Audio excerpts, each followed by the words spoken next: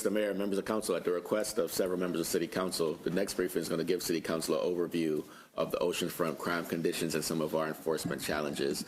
Just as a point of note, council should note that there is going to be a closed session briefing where some of the potential considerations in terms of strategies and tactics. We're going to talk to council more about that to get some more of the legal details talked about as well. So just be mindful of that as well. So the next voice you'll hear will be Chief Neudigate, who will start the presentation. Go ahead, Chief. Hey, appreciate it, Chief. Thank you, Mr. Manager. Good afternoon, Mayor, Vice Mayor, members of council. Thank you to the staff that's here with me on behalf of VBPD.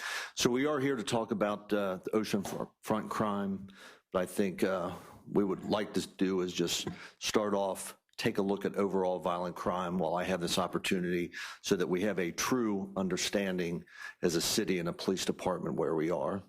So if we remember last year, we had a 21% reduction in reported violent one crime. That was the lowest number of violent crimes reported in the last 5 years. We are continuing that trend. All the data is current through May the 14th, and we currently this year are showing continued reductions in violent crime. But we are here to talk about the oceanfront, so let's talk about what that looks like. And I really wanted to get visual, to give everybody an opportunity to really understand where we have been over the last 5 years. So in 2020, we had 65 reported Part 1 violent crimes. Those are your homicides, your rapes, your robberies, your aggravated assaults. 2021, 52. 2022, 40. Slight uptick in 2023 with 49. Last year, 2024. So that is half of where we started in 2020. And so far this year, through 5/14, that number is 12. So let's talk about shooting victimization, because that is obviously a huge topic. So 2020, we had 16 shooting victims, 1 fatal, 15 non-fatal. In 2021, that number was 12, 1 fatal, 11 non-fatal. Through a lot of great work, technology initiatives, strategies, cooperations from our partners, that number was 3 non-fatal shootings. 2023, that number dropped to 2. 2024, 2. As of 5/14 of this year, that number is 3. But let's just go back and remember where we started. There has been tremendous progress in violent crime and shooting violence reduction in our oceanfront area.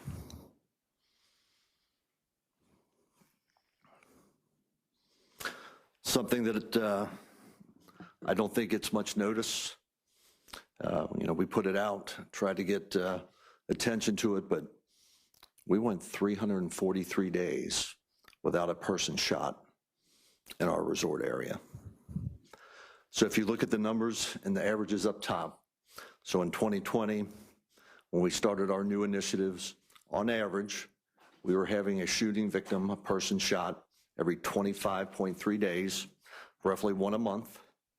In 2024, last year, on average, every 6 months, 189 days between actual shooting victims. So I would say that there has been great progress. So let's talk about the technology. Council has invested heavily in ShotSpotter across the city. The oceanfront is definitely one of those areas. 2022 was the first full year of coverage and implementation. We had 35 activations for captured gunshots in the resort area. 2023, that number was 25. Last year, 17, half of where we started.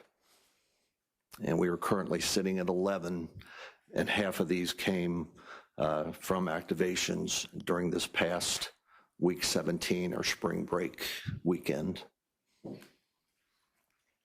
So just to put it back into perspective, because I know there is a lot of concern, and I know there is a lot of individuals trying to frame what is occurring at the oceanfront, but we can't lose sight of the fact that last year crime was down 32.7% in the oceanfront compared to the previous year, half of what it was in 2020, and the lowest amount of violent crime incidents in the last 5 years. So Captain Wessler and the preceding captains, Captain McBrien, their OCOP officers go out every day and they do a fantastic job to manage a number of difficult, nuanced situations in our resort area. And they do, we owe them a round of applause and appreciation. And that's where we are from a factual data perspective. Now, where we are currently, we're up 3 offenses compared to this time last year. But as we remember, last year was the best year in 5. So we're still doing pretty good. That's the factual information. That's the data. It doesn't address what the challenges are and what the perception is. And we know that coming into usually March and April, we have challenges. And I think the challenges that we have during that time period, unfortunately, cast an aspersion over our resort area for the entire year. And this is what is perceived as our resort area. And these firearms, the 53 arrests, the 28 firearms that were seized and taken into our custody just over the April 26th, 27th period. And I will tell you that this was a lot of great work by the officers down there, because every one of these interactions to recover one of these firearms could result in a tragic outcome. And it's not just, well, 28 firearms, and I will tell you that had it not rained, I think we could have doubled this number. The sheer number of firearms that are being brought to our oceanfront is incredibly alarming. And it's not just the firearms, it's the history associated with them. It's the individuals that are bringing them to our oceanfront. Here's one of the firearms that on the previous slide that was used in a homicide in Richmond. Utilizing technology that council has provided with our National Integrated Ballistic Information Network, every firearm that comes into our custody, we test fire, we compare the cartridge casings, it goes into a national database and tells us if it's been used in other crimes. That gun that we recovered killed somebody up in Richmond and made its way down here. Another one used in an attempt homicide in Northumberland County. So one of the challenges that we have is, you know, historically, week 17, it's been called College Beach Weekend. I will tell you that that is a misnomer. It is not College Beach Weekend. It may be spring break, but the individuals that we spoke to down there that weekend, and you know, we were down there engaging with a lot of individuals. You know, where's everyone from? Where are you going to school? These are not individuals that are going to school. They're not college kids that are coming to visit the oceanfront. These are individuals that we refer to as day trippers. They are coming from somewhere in the Commonwealth or somewhere where they can drive to Virginia Beach within a day's travel. It may be Maryland. It may be North Carolina. The other challenge that we have is it's not always week 17. Sometimes it is that first warm Friday night that we have no advance notice that we're going to have a large crowd.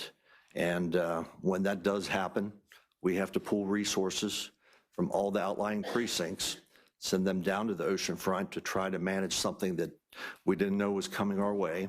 And it's hard to predict when that great warm Friday or Saturday is going to occur, and it's not going to rain. But what I really want to show you here is this was not week 17. This was April 5th. And we had a large crowd, 17th and Atlantic. And we know right to the left, what is not captured in the video is the 17th Street Park. A lot of young individuals in the park as well. So what you're going to see when we show the video is at some point, an individual in the crowd in the 17th Street Park is going to produce a firearm. That is going to cause the crowd to run. Crowd is going to start running towards the Dairy Queen. Then that individual is going to fire shots at another group of individuals. You're going to see our officers, your officers react as the crowd is running away. Your officers are running towards the threat where they ending up chasing down and arresting a 19-year-old young man from, I believe he was from Georgia on this one, and taking him into custody. So, Lieutenant, if you'll.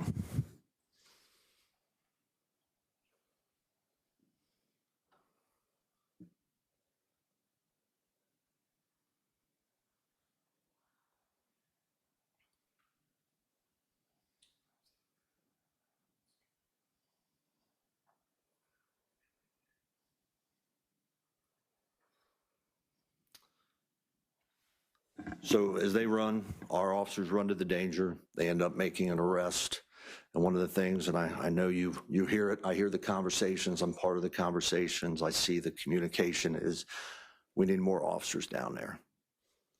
Well, what I would offer, if you'll, is at the time of this occurrence, there was not one, not two, not three, not four, not five, not six, not seven, eight, not nine, but 10 uniformed, highly visible VBPD officers right there, and the individual did not care. And the point that I'm making is police presence is not going to solve this alone. That the uniform, the threat of incarceration is no longer a deterrent for some of the individuals that are coming to the Oceanfront. 10 officers there, would number of 11 made a difference? I would offer probably not. Here's another one. We talk about, it's not just week 17. This was just about a month ago, May 17th, a warm night in our Oceanfront area. And you will notice that this individual right here, I think the situation is he took umbrage to the fact that the vehicle was not yielding to him in the crosswalk. So the response is pull a firearm. And he pulls a firearm, and I'm sure we all see that in that frame is a clearly marked bright blue bike that says police. And on top of that bright blue bike is a VBPD officer wearing the uniform of the day. And as we know, we have put our officers down there in the blue two-tone shirts for high visibility. So I asked them, when we saw this, I said, what is the distance of the crosswalk? Ladies and gentlemen, it's 10 feet. Within 10 feet, you've got an officer, and this young man from, a 19-year-old man from, I think this was from Maryland, pulls the firearm, and our officers engage him, encounter him, direct him to drop his firearm. He flees. There's a resulting foot pursuit. During the foot pursuit, he discharges the gun. Luckily, it was pointed down into the ground. I believe at some point he falls. We're able to take him into custody, find out that this gun here is what we, has a switch, as we call it. It's capable of full auto fire. Members of council, mayor, vice mayor, we averted a tragedy because there is no doubt in my mind we could have had another VBPD officer shot, killed. We could have had a member of our community shot or killed, and we could have ended up in an officer-involved shooting, having to protect our lives or someone else for this community. And it was by the grace of God that we took him into custody without incident. But once again, these are just two recent incidents. 10 officers on one, within 10 feet of the other. And we are part of the solution, but law enforcement alone is not going to solve this issue that we find ourselves in. So we are going to talk about curfew. I think it's an option that we have to at least discuss and put on the table. because without additional strategies, we're going to continue to get the same outcome. So once again, this is probably the best video I have, so we used it even though it's from 2022. This was a warm Monday. Out of the blue, I think there was a social media post that encouraged individuals to come to the oceanfront, and that quick, it can draw several hundred. So you'll see the Dairy Queen lots crowded, the boardwalks crowded, and I believe at some point a young man threw a set of fireworks. Of course, everybody believed it was gunfire, and then we have a mass exodus. And even though this is from 2022, for this past week 17, we witnessed this at least 3 times. Several hundred groups of young teens that were stampeding. And Brian, if you can go ahead and show that video, please.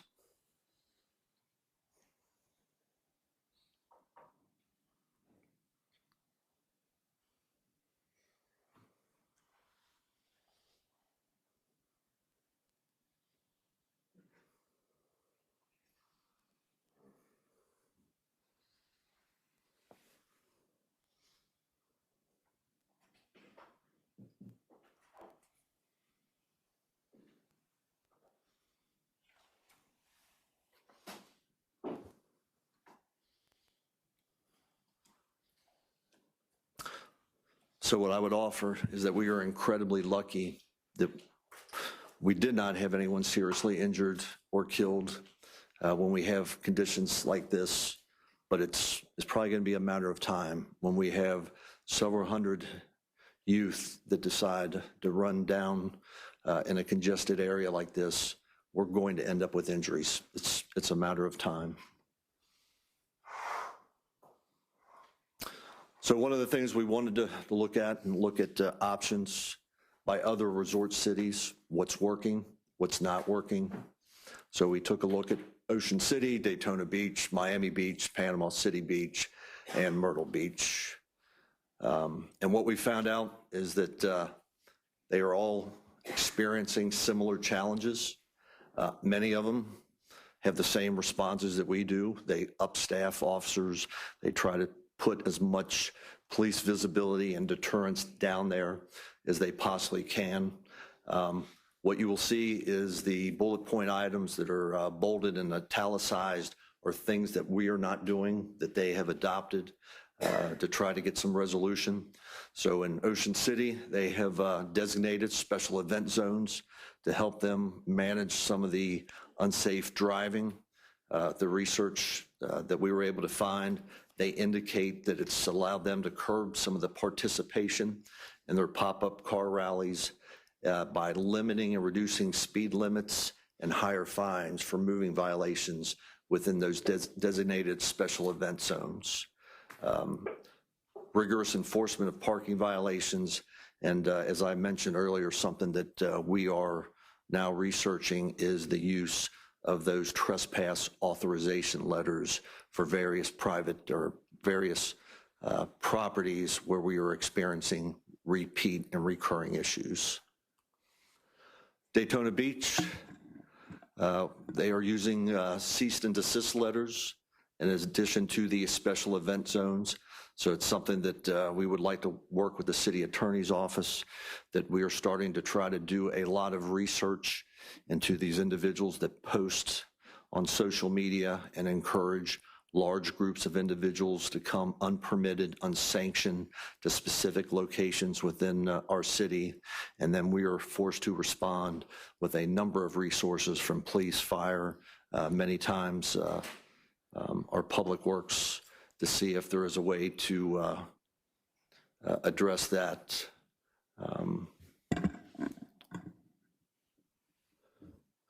Panama City, the only thing that we saw from Panama City that they were doing differently is the overnight beach closures and designated areas with enhanced penalties and vehicle impoundment. And they indicate that they are doing security checkpoints in their high traffic areas. So I know we were having conversations with Mr. Stiles and his team, pretty much any and everything that we can do to look at from a legal perspective to give us options on how we may want to proceed as a city and as a police department. But this is current. This is a headline from Panama City Beach. Panama City Beach can no longer be a spring break town after multiple shootings. That's the spring break.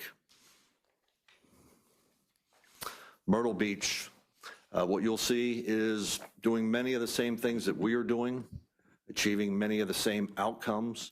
The only thing that they have done currently is alter their main artery, Ocean Boulevard, which would be our Atlantic Avenue, to singular vehicle traffic on one way. But I will tell you, we are watching Myrtle Beach intently to see what their response is, because this is what is going on in Myrtle Beach currently and happened this past spring. 1 dead, 11 injured in a mass shooting, officer-involved shooting where the Myrtle Beach officer was forced to respond and shoot the individual that had perpetrated the mass shooting.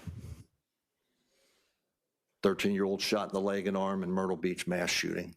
Those are the headlines that we do not want, cannot tolerate in Virginia Beach.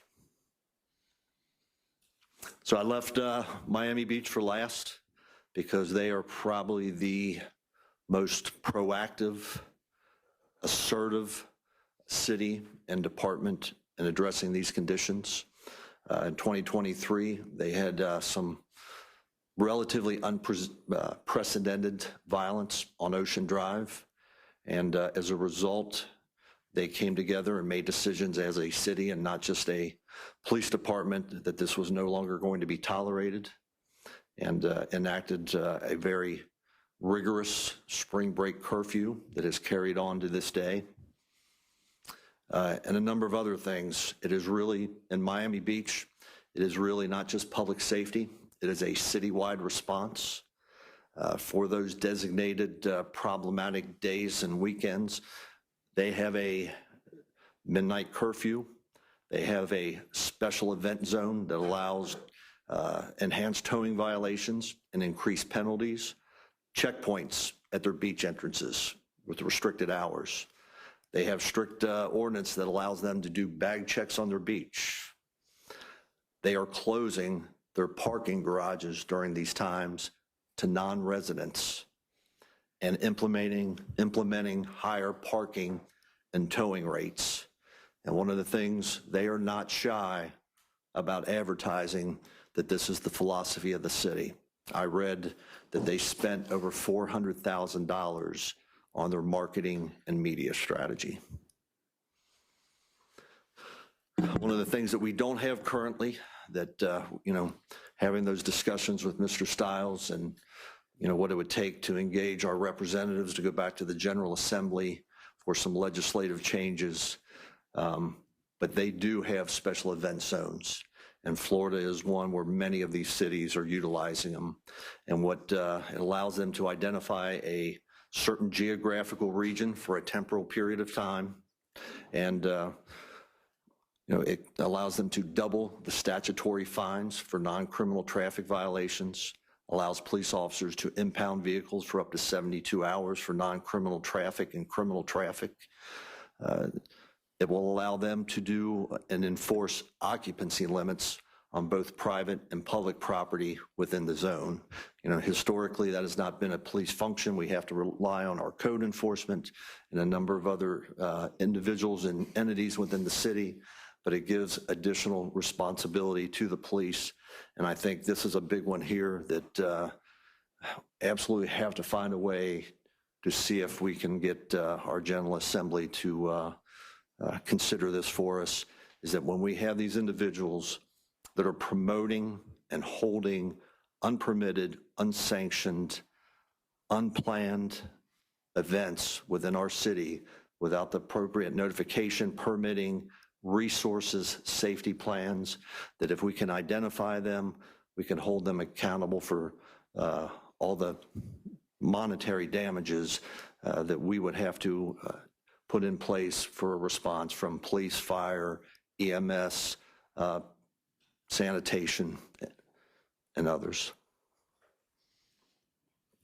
So this is the letter that Miami Beach sent out in 2024, making it quite clear that there is going to be a curfew in place during their spring break weekend, what that special event zone is. I think there's also a provision that they limited alcohol sales for carry out after 6 p.m. And from their website, this is their advertising, and they are not shy that parking is going to be expensive, that curfews are going to be in place. There is going to be a substantial police presence with security checkpoints and DUI enforcement. And Miami Beach seems to be the only one, as of right now, that has a handle on what is occurring in all of our resort cities during our spring break period of March and April.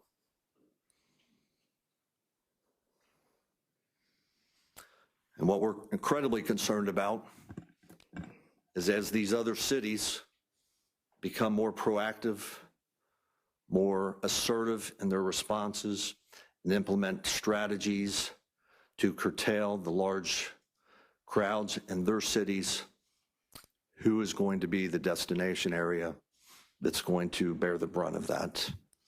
And we're incredibly concerned from a law enforcement perspective that it could be us. And it's not just our resort areas. I just saw this the other day, just 4 hours north of where we are, that DC implemented a 5 p.m. to 5 a.m. curfew in their wharf area for all teens 17 and under due to the amount of violence and disorder that they were experiencing. So this is no surprise to everyone at the table. You know, what we have done, robust police staffing, visibility, partnered with the SO, partnered with VSP, cancel off days. But once again, whether it's 100 officers, 200 officers, 300 officers, when you have 10 officers in immediate vicinity and they pull a gun and shoot at a crowd, or they're within 10 feet of an officer, more officers alone is not going to solve this issue. Traffic flushing, I hear zero tolerance. Well, there's a time for zero tolerance, and there's a time for us to use common sense and judgment. And, some of those things have been taken away from us, like the ability to enforce jaywalking. One of the biggest complaints that we do get at the Oceanfront, that Captain Westland or his team get, is the open marijuana use. And that is it's a civil infraction. It is not a criminal infraction. We can't legally detain someone if they wanted to walk away from us. And I'll be honest, it's not worth the time of our officers to stop someone. We may ask them to put it out that that we have complaints that there's a family, but we don't have the legal authority to address that. And I would say that, when it comes to zero tolerance, by the time we have 3,000 to 4,000 14 to 24-year-olds in an area, it's crowd management. It's not enforcement. We've had the event programming, and we've had some coordinated messaging, but we are still getting the same issues. Even though crime is down, I would say that a lot of that is because of the great work of the officers down there in partnership with the community and the different stakeholders. To take the number of guns that they do, and what you saw was just for that weekend. It's not what happens on a daily weekend in March or April when we're dealing with these situations. But I think these are the implementation measures that at least have to be discussed. Say it one more time, members of council, that we will do everything we can from the law enforcement perspective, but without additional tools or additional strategies, we're going to get the same outcome. Mr. Mayor, before you turn it over for questions, just note again that there is a closed session briefing to talk about some of the legal ramifications associated with this. It would make sense for council to get a full holistic picture of all the legal issues associated with this, but eventually, if council wants us to move in a certain direction, we would have to come out publicly and state that and present to the public our stance in the future. Okay, great, Worth. Thank you, Mayor Nair and Chief Neudigate and Chief Adams and Mr. Captain West for the 2nd Precinct. Thank you very much for this presentation and for your continued work on this. I know it's not easy at all, as evidenced by the other resort markets up and down the East Coast, but no doubt it's under conversation with a lot of folks here. So can I have a quick discussion about why we post the guns? Because some in the community say, why do we advertise, quote unquote, what's happening? And then the argument against that is, and probably your argument, which I think is true, is if you come to the Oceanfront, you're going to be arrested if you brandish your gun illegally. I think 2 reasons. We want it to be a deterrent. We want folks to know that if they bring firearms to our Oceanfront and they are not carrying them within 100% compliance with the law, there is a good opportunity that you're going to be interdicted. We're going to seize the firearm, and there's going to be criminal penalties. And I would say the other reason, had we not posted them, I think there's a good chance we wouldn't be having this conversation right now. And come next April, law enforcement would be trying to deal with it with our other city partners, and we would experience the same results. So just a couple more follow-up, and just this slide right here, I think we all ought to be talking about, like you prepared us for. I've heard some negatives against a curfew because that hurts businesses that are down at the Oceanfront open, trying to make a living selling their goods and services. So I would have maybe some pushback on the curfew.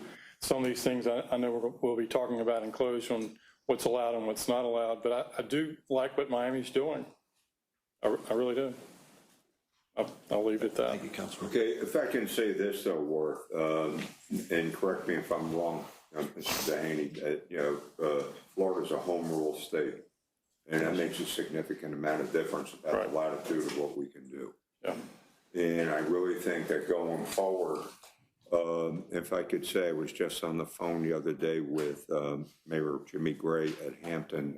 Donnie Tuck and I started a mayor's group on youth violence a number of years ago, that between COVID and a few other things. But we're going to reconstitute. But let me tell you, I got to give credit to Patrick Dehaney and the other chief executive officers. They have gotten together and they identified a whole bunch of social reasons that really affect youth violence and things of that nature. But once again, I think it's a matter of that crime does not honor any border, and it's going to take a unified approach. And from what I understand, the police departments have been sharing intelligence, and some of the other cities have looked at us and said, oh boy, we got to step up our game in terms of intelligence, preemption. And Mayor Gray pointed out to me the other day, they're just having flash groups come together, and they're having the same considerations that we're having. But once again, I think if we're going to go to the General Assembly, it might be better if we went as a collection, from the mayors and other chairs in the group. And we're going to start the conversations again because summer is upon us, and we want people coming to the beach. We want everybody coming to the beach, but we've got to make sure it's a safe beach. Yeah, Rosemary. Excellent presentation. Thank you, Vice Mayor. Thank you so much, and for all the officers that are out there who run towards danger to save us. It's my understanding that we had the license plate readers. When people come into the city, we can read the license plates. Yes, ma'am. So that we can pick up the bad folks we don't want, the criminals that have been identified. What's going on with that program? Yes, ma'am. License plate reader is in full effect. We have, I think, important to remember that the program is really bifurcated. There are stationary cameras, which we refer to as flock. That's the current provider. There's 25 of those currently throughout the city. But every marked police car that you see out there, also is capturing that license plate data. So we really have 240 mobile license plate readers as well. So we have a very robust network, and what it alerts us to are, of course, stolen cars, warrants attached to the plates, missing persons and such. Those license plate readers are down there. We'll definitely, we were having a conversation with our IT folks, and I believe we have identified additional funding in the IT CIP to move forward with a second phase of stationary license plate reader cameras. So we will be taking a hard look at the justification for those locations, and I'm sure our resort area will be one of those that we are taking a hard look at. But we had a shooting that occurred that Friday night, and we were able to locate one of the vehicles involved in that shooting and ended up taking individuals into custody because it hit on a license plate reader. And we knew that those cars involved in a shooting late Friday night, early Saturday morning had not left the resort area. Well, actually, I take that back. We knew one had left because we were picking it up on flock cameras in Northern Virginia, but we were picking the other one up on local cameras within the city of Virginia Beach. So we knew which one to focus on, and that was the one that we found down there on, was it 17th? 21st. And we were able to take those individuals into custody involved in the shooting the previous night. You mentioned working more with Virginia State Police. You want to comment some more on that? Absolutely. I mean, if we have intelligence that we are concerned about a certain period of time, we can ask them to come down and augment our efforts like we do with our partners at the VBSO. But one of the big challenges is many of these are, as the mayor alluded, they are pop-up events. We are not getting the intelligence information. And it used to be, and we talk about it, I know the media is here, but we used to be able to monitor open source social media, that a lot of this would be put out on Instagram or other open source channels. They have went underground because they know the police monitor it. Many of the things that they communicate now, you have to pay a fee to get into the group for them to push out information on what that looks like. So it's made us very challenging for us to have any intelligence about when we may expect a large influx of individuals into the oceanfront that we were not planning on and did not have sufficient resources. So it makes it very hard to ask the SO or VSP, hey, can you just, have a whole bunch of officers standing around in case we need you? They are like us, and I know that you know this, but your police department is hurting right now. Where we were really going in the right direction and we were down to 40 vacancies, that is now up to 80.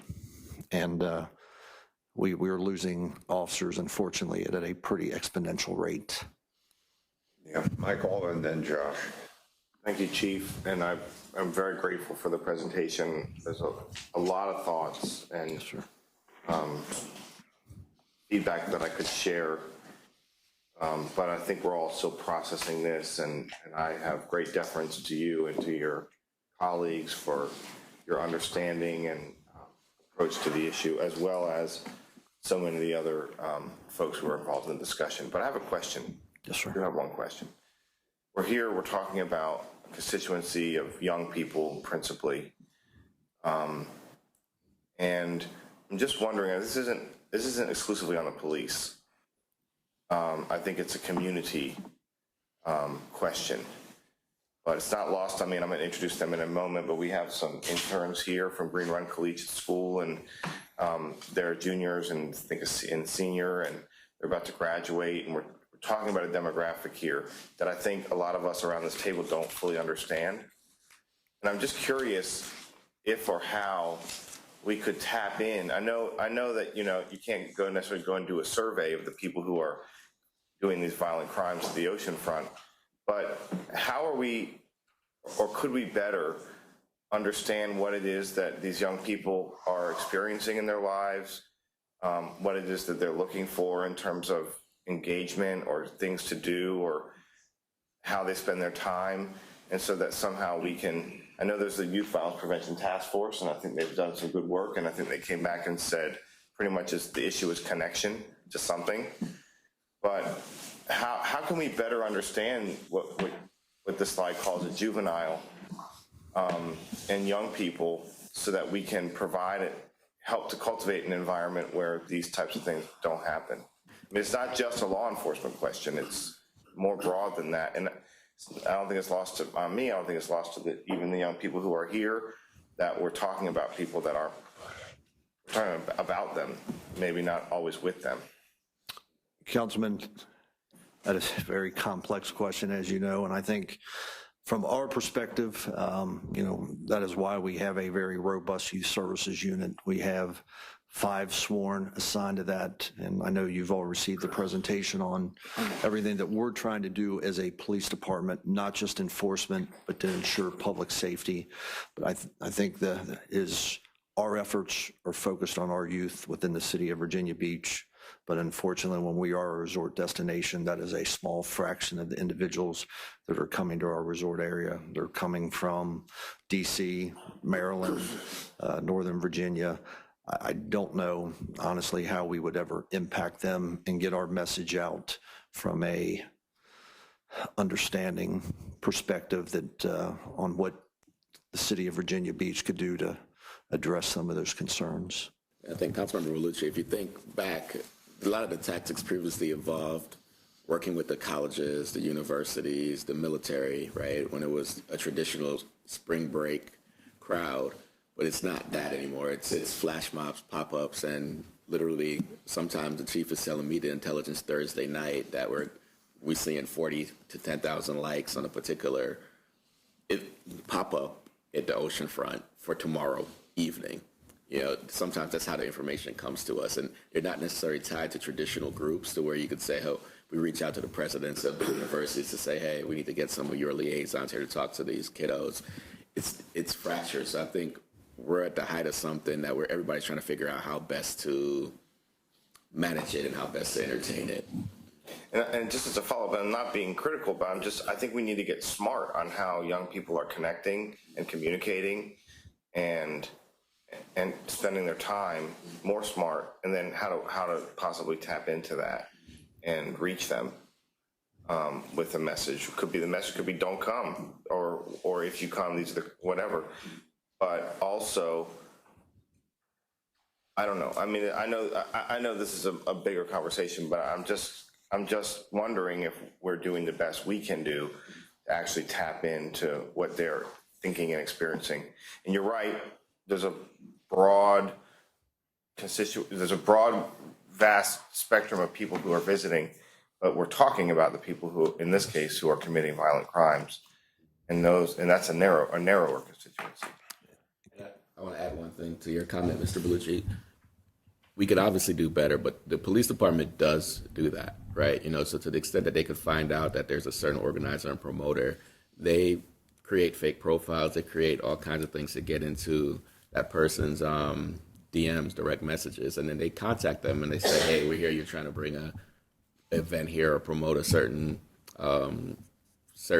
meetup in Virginia Beach. Here are some of the rules to follow. And sometimes the police department even follows that intelligence back to find a physical address, and they send resources down to that person's home to kind of discourage them from bringing certain activities to Virginia Beach.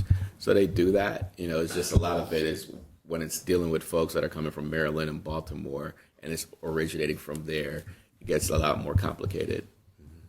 And my final comment, I don't think it's, as I mentioned in the beginning, I don't think it's only a police responsibility. I think it's probably city communications. Other people who are not affiliated with the city government maybe are some of our attraction. I don't know. I think there's other ways to do it too. Hey, Josh, and then let's get closed after that. Yes, sir. Thank you, Mr. Mayor. And thank you, Chief, and everybody in the audience and law enforcement. But I think it's not just young people coming down. These are people coming down with the intention of causing somebody else harm. And I mean, you can see it by the weapons they're bringing down. And you said you could probably have picked up 2 or 3 times that amount had you. Yes, sir. Had it not rained that night, I'm confident that the officers have been out and that number could have been close to double. So I think, with this stuff, like the suggestions for our consideration, these are meant to help bring, young ladies like your interns and other youth who want to come down to our resort and have a great time and not cause trouble or hurt somebody. And I'm looking at some of this stuff is outside of our control. The special event zone, anything that needs like legislation maybe, but I'm wondering about these parking recommendations and what those really mean, where they come from, like is it really just about discouraging access, and is it just trying to get a hold of the number of people in a given space? I know we've got resident concerns about parking rates and the on-season and feelings about whether or not it should be free or discounted. I know we've had rate studies in the past tell us whether or not we are competitive in this way. I know we've got pressures on our, our parking fund, our, enterprise fund. So I don't know what those pieces are. If those are within our control and we can maybe dive a little deeper on those, I'd be interested. But anyway, thank you again. You're welcome, Councilman. Yeah, let me just close and then we'll get into closed. Let me just say, we are here today confronting it. And once again, we have some good statistics, but once again, we got to play chess, not checkers. We got to be ready we got to prepare for the worst and hope for the best.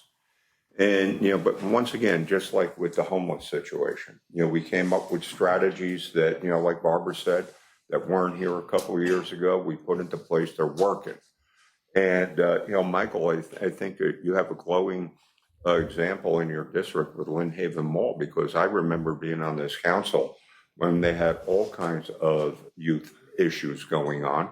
And we came together with a strategy to the point where now, correct me if I'm wrong, but Lynn Haven Mall is one of the most bustling, successful malls on the East Coast. So once we knew about the problem, we'll find a way. Thank you, Mayor. And, I got 100% confident in that. So at this point, thank you very much. And Thank you, Mayor. thank you, Chief. And Mr. Dehaney, thank you for putting these. They were lengthy, but necessary. And I really think we got a lot of good information now. Any council liaison reports right now? How about council comments then?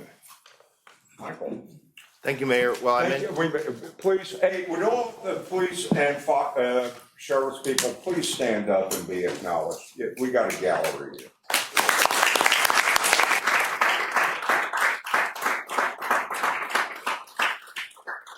Thank you. My apologies, Mike.